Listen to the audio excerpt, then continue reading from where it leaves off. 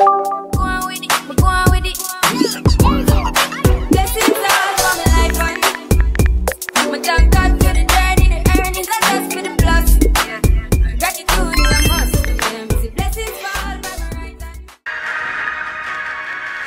The world needs you. Remember. Hi guys, it's your favorite mystic, TheSirenSayz, and welcome back to my channel. Now, I did want to just preface this off by saying it's going to be another one of those avatar videos. I almost forgot my tagline. This is my commentary channel where I speak about movie, TV, and soon-to-come books, and everything that I like, dislike, and the good, the bad, the ugly, and everything all throughout and in between those frames of media. Now, disclaimer, this video is going to be slightly more positive. I was a little bit more positive with Azula, but I want this to be about a lot more positive things than things that need to change. This is actually going to be a little episode about what I think they should have continued to do, what I think they should have capitalized on, because they already, I could see the vision from these scenes. I was like, this is what I was asking for. So for context, right, just to give you guys a little bit of context, what I wanted from this show, and I have videos detailing some of the stuff, I didn't necessarily want them to change things. I wanted them to expand things, right? To add more lore to side characters, to make things make more sense. And they did do that. They did add more context to characters 3 different times. 1 with Iroh, 2 with Zuko and General G, and 3 with how Omashu got taken down. Those are things I think were done well. Was the getting to it clunky? Yes. But when they were done and you saw the fruit of it, that is what I wanted from this show. I wanted them to do more things like that. Instead of removing whole character arcs because you don't understand why the original show did what it did, that's what I'm getting from some of the writing. You could just continue to do that. So I'm going to talk about the 2 of them, because I spoke about the 3rd in the last Azula video. Please go check it out. I'm going to talk about the General G versus Zuko thing and the General Iroh versus the Earthbender. We're going to talk about that at length here.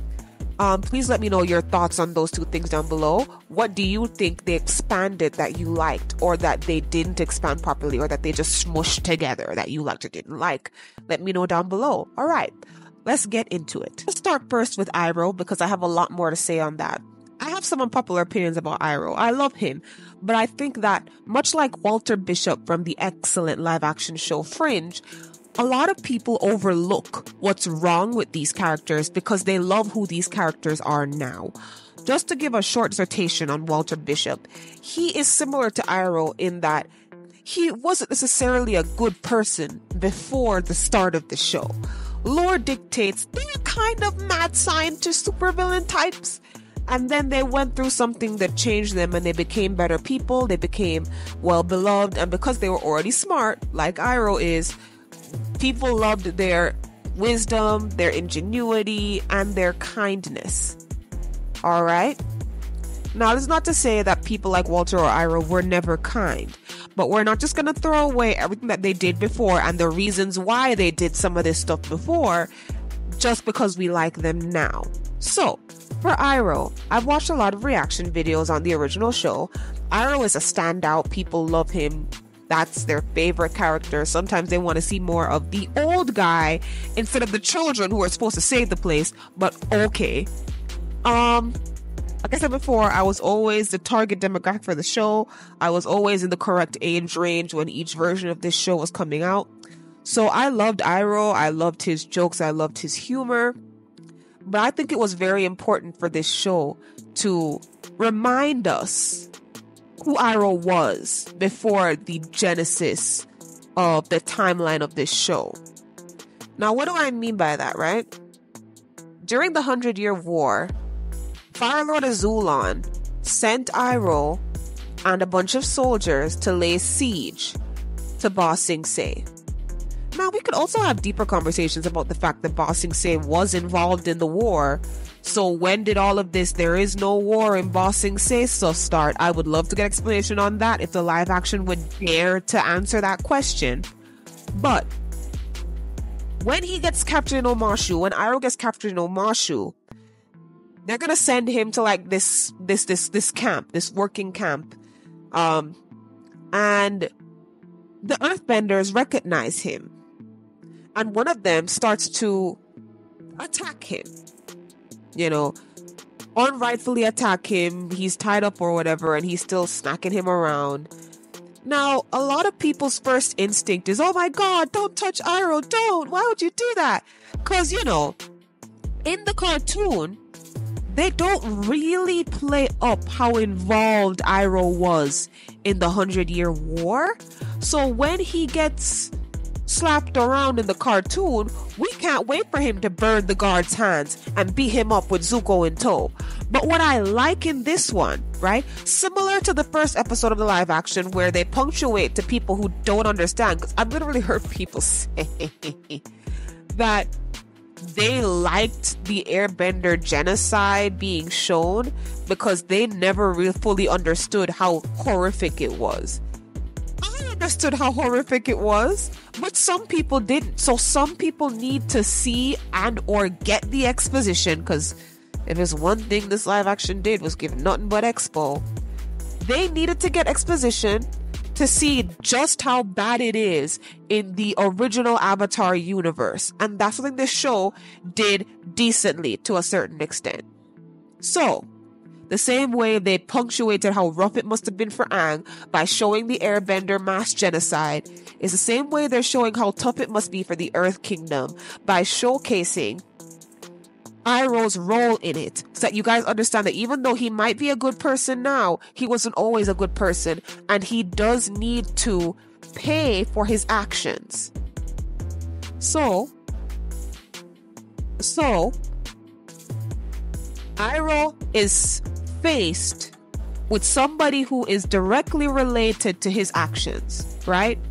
While laying siege, they threw firebombs and everything, and this guard's brother was unalived. Iroh doesn't really have too much of a response, right? He claims it was just war. You know? That it was just war and Iroh was on the wrong side and casualties surmount. It wasn't just Luten. Because all we really want to care about is leaves from the vine. Falling so slow, like fragile tiny shells. Little soldier boy came marching home. A young soldier boy goes marching home. That's how you guys sound. I'm not trying to make fun of the voice actor for Iroh. No, that's how y'all sound. The amount of comments I've seen about, I cried so hard during Luten's funeral. What? I had no tears. And this is not because I don't care, but it's because the scenes were too clunky. I enjoyed the scene, but I wasn't crying. Now, yes, Luten was unalived during the siege, but that was a casualty of war. Just like how that Earthbender's brother being unalived was also a casualty of war. Oh, it's just war, as Iroh put it. I'm glad that they put that scene there, as uncomfortable as it must be for hardcore Iroh fans to watch, because some of y'all don't understand that. Y'all never understood the darkness of this show until the live action. And I've said that. I said that even though I don't like the new Game of Thrones comment, I understand why they're trying to make it dark, because even though it was obvious, like they had skulls and bones and they gave just enough exposition for me to understand how dark the show was, there was a lot of people who don't understand how dark the original show was because they had bright coloring and Aang wasn't always taking out his grief on people all the time. So y'all need this. Y'all need to see genocides, and y'all need to see Iroh get smacked around and faced with the truth of his actions. Y'all needed that. So I'm glad they did that so that y'all can see that Iroh was not perfect. He was not the good brother. He's just a nicer person than Ozai. There is a difference. I'll say that again. He is not the good brother. He is just a better brother than Ozai. He is nicer. He is a hero in comparison to Ozai. He's not a good person. He is becoming one. And by the time we see him, he is one. Right? But at the time, remember in the cartoon, when you saw Zuko alone, some of y'all's favorite episode, not mine, he narrated that letter that he sent to Ursa to read to Azula and Zuko. He was laughing. Oh, it's been a couple 100 days, but we're still at it. Ha, ha, ha, ha, ha. He was laughing. He stopped laughing when Luten was gone, though. I know I sound harsh, but I'm just trying to let you guys understand. I love Iroh. No issues here. I'm just trying to punctuate to y'all the importance of the guy showing that he has a personal connection to Iroh that is negative. Because you rarely see that, right? In season 2, I'm sure they're not going to remove the Tales of Ba Sing Se. They might, though, because they're really not trying to make this show much fun. But the Tales of Ba Sing Se is another episode that really punctuates why people love Iroh. He spent the whole day helping everybody he could. And you want to know why he did that? Because he has changed, but also because we need to see him do that so that some of y'all who wouldn't realize that he is a war criminal. He is a war criminal. Stop playing with me. Just stop. I love Iroh, but just wake up. Just like I said in my video about Endeavor from My Hero Academia, we do not have to justify our faves. We can call out whatever they did right or wrong without being hypocrites and acting like they're perfect. Let's not do that. Iroh had issues that he had to work through. Who knows how he got into the spirit world in the original? I highly doubt it was just because, oh, you're cool, let's let you in. I'm sure it was a whole process. And I'm sure that helped change him for the better. I'm sure his son helped change him for the better. I'm sure Zuko's kindness towards him helped change him for the better. But he's not perfect, and I'm glad that they finally found a way to just throw that in y'all faces, because y'all will never ever talk about the fact that Iroh is a war criminal ever. Like, that's never a conversation anybody ever has. Y'all think Ozai is the worst one. Iroh is just a better person in comparison. Comparison, guys, not overall. Which is why I think it was very important that during the show, like when he was talking to Aang, it sounded like even though he is nicer than Ozai, he still believed in the Fire Nation coup de grace to a certain extent, because he couldn't just tell Aang what we're doing is wrong. I hope you guys caught that, right, in the live action. He couldn't just side with Aang. He still tried to make justifications for what the Fire Nation was doing. So please keep that into account. We can love Iroh, no problem. Just don't be a hypocrite is all I'm saying. Now, to get into the shorter part, the 47th platoon or whatever, General G versus Zuko. I like that. Because it answers questions that we never even asked. But it's not like in Legend of Korra where they answer questions about the spirit world that nobody asked and then they ruin the lore. No. This was answering a question that nobody asked, but it broadened stuff and it added depth to what we were seeing. So, General G and Zuko butted heads the entire season. Zuko is being as rude as he is in the cartoon. I'm very fine with his portrayal of Zuko. It makes a lot of sense. So, of course, General G is also a little bit of an airhead. He's kind of portrayed as not that intelligent, which causes Zuko to lash out at him more often than not. So, they're butting heads for obvious reasons that I just laid out to y'all. And General G is like, I don't respect this man. He's not my prince. Iroh decides to talk to him, and we get backstory of what happened with Zuko. Now, I don't necessarily love everything I saw in the backstory. I really don't. But the part of it that I wouldn't change and that I really did like was the fact that Zuko still tried to protect the platoon. And as punishment for the banishment, Ozai decided to send the platoon with Zuko, which saved them because he didn't have to do that. He could have sent Zuko with some servants who knew how to boat. And that's it. Instead, he gave Zuko some soldiers, the same soldiers that he could have just sacrificed. Because now that Zuko's gone, like, ain't nobody gonna sit here and protest. We can still do the plan we're planning to do and set these new recruits for the slaughter. No, he decided to give them to Zuko, which inadvertently saved them, saved their lives. And Iroh was able to explain that to General G. Now, why I like that is that now they're not going to force Zuko to change prematurely. Zuko doesn't necessarily need to be nicer, but he's getting more respect from the crew now because now they understand. They understand why he's so pouty and moody and angry. And they also understand that even though he's rude, he is trying to make sure they all get back home alive. They realize that he does mean that. It's not just something he's saying. And so they respect him more and they bow to him. And I loved that scene.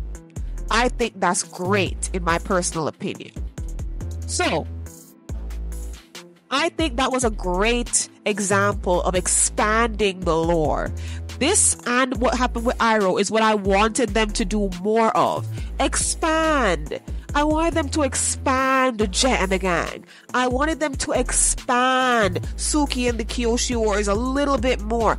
I wanted them to expand Yue. I wanted them to expand. But it seems like they didn't necessarily expand everyone that needed to be expanded. Some people got shortchanged, and we'll speak about that in later videos. But yes, these were two very positive things. I know I sounded passionate. It's my favorite show. That's just going to be the default sound of my voice when I'm talking about it. I'm sorry, okay? But I don't mean nothing by it. I'm just saying what I think. Please let me know what you think about these two examples of what the show definitely got right, in my personal opinion. Did you like them? Did you not like them? Did you see what I was talking about when I spoke about why the show did need an element of darkness? And I'm not saying it needed darkness for me, because I understood all the dark elements while watching the cartoon over and over.